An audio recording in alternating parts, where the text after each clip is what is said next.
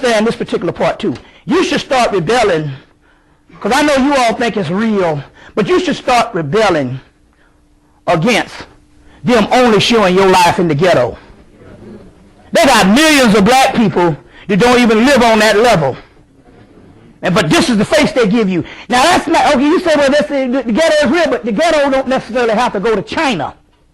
When that shit, with that movie Hustle and Flow, when they gave the two guys the soundtrack to them niggas with them gold teeth, they gave them the Oscar last year with Hustle and Flow. And when they gave them that Oscar, the next morning, a brother was over there doing an assignment, a brother from the States was doing an assignment in Australia. And the Australian people says, all black people in America pimps and hoes. You see what I'm saying? Now you might not register that, but that's all they see. Now, the white is one of the worst things in history, because one thing you don't do. One thing about any negative stuff that's going on, white folks can show themselves in a negative light because they are thought on the goddamn planet around the world. You go see the Japanese animation. They got the biggest bug eyes they see on the Japanese animation trying to be white. So they can have negative images because they have conquered the mind of the globe. See what I'm saying? But what I'm saying is this, with this wise shit, you don't understand the science. Whenever they show your children selling dope, that is the most subhuman thing a person can do, to show your children selling dope. Now, do they have little children on there selling dope? In the fucking story. That is the worst assassination you can do.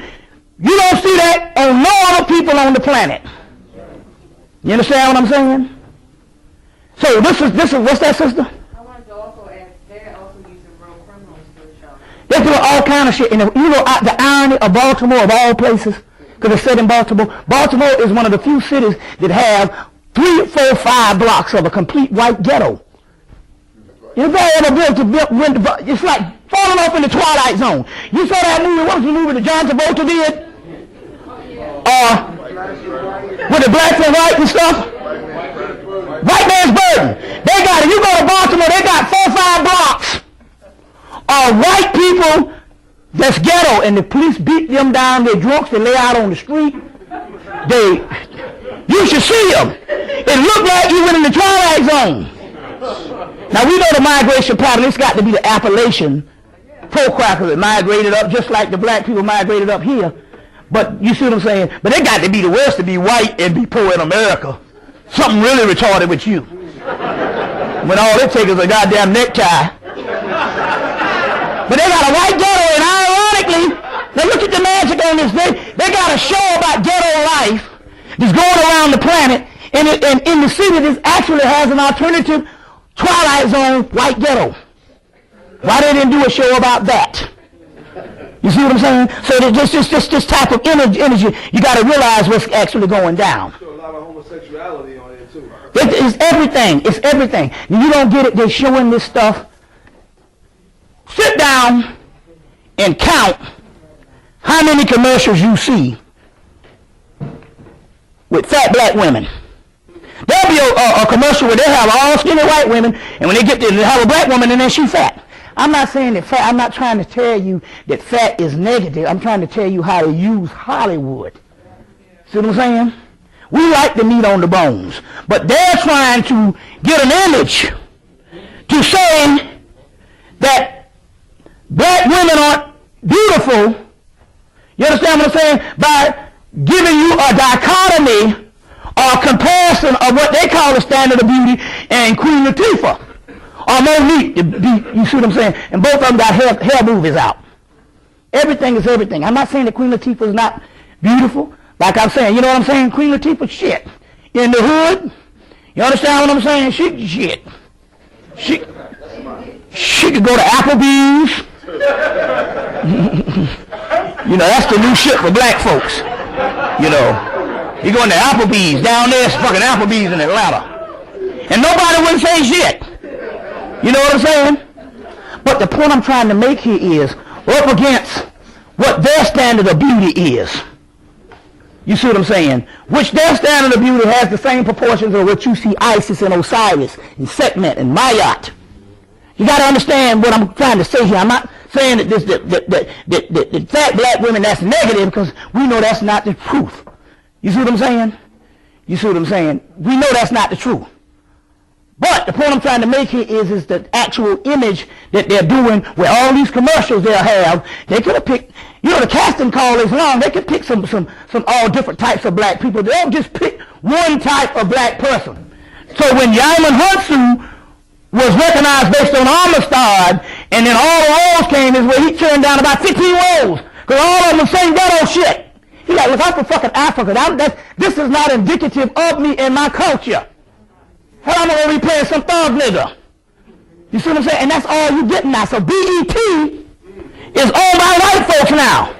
Now all of a sudden they got American Gangster on there. Where did this shit come from? And when do we have a history of gangster? So they'll pick isolated people throughout history, put it all together, and you'll think that a black man in America is nothing but a gangster. And they got this shit airing on BET. So this is the character assassination. You see what I'm saying? But it's all good. I'll get to that part in a minute. It's all good. But y'all all right? Yeah. Now, which leads to this? Which leads to this?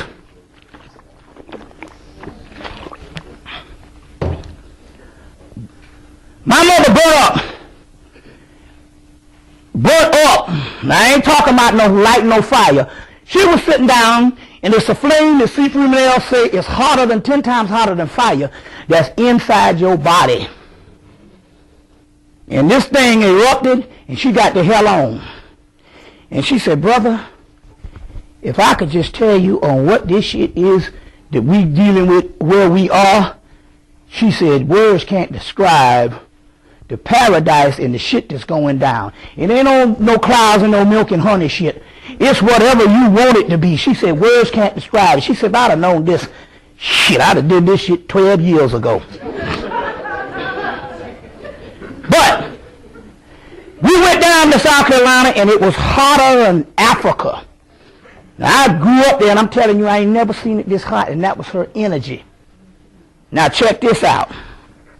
The year before, she wasn't nothing wrong with her when she died. She was chilling. But the year before, she went through some dementia. You see, my doctors and them had on 5 different blood pressure medicine. How they fuck you up. She was on 5 different blood pressure medicine, and she went through a dementia. And she was in the hospital, and this is where Al Gore and them come in. They did the show called, the movie called An Inconvenient Truth. He got an Oscar for it. You need to get this. They said that the hottest place on the planet in the summer of 2005 was Florence, South Carolina. And it just so happened to be the same time my mama was in the hospital with dementia. Now you got to know this, because your boy that come on CNN, what's the guy that comes on CNN? No, it's the older guy. Lou Dobbs came on CNN and said it. They'll say it once. But I told the people in Baltimore, the global warming is Kundalini energy. All that greenhouse gas shit, you buy that and you don't get what you doing. So, Lou Dobbs came on. I told the people that I told the people global warming is damn Kundalini energy. Lou Dobbs came on one time.